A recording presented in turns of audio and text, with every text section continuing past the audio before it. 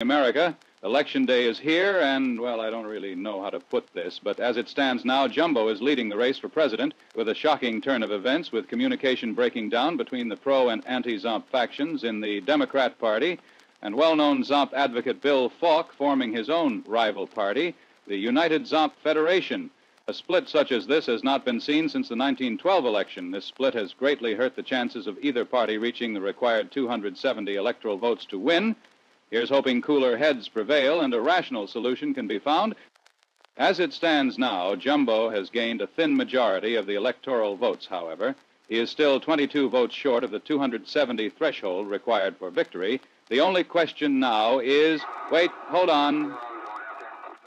This just in, Jumbo has been declared the winner of the presidential race. With his slim margin, this is an unprecedented victory that will no doubt shake the nation and proves that the analysts at Fago News are complete incompetent morons.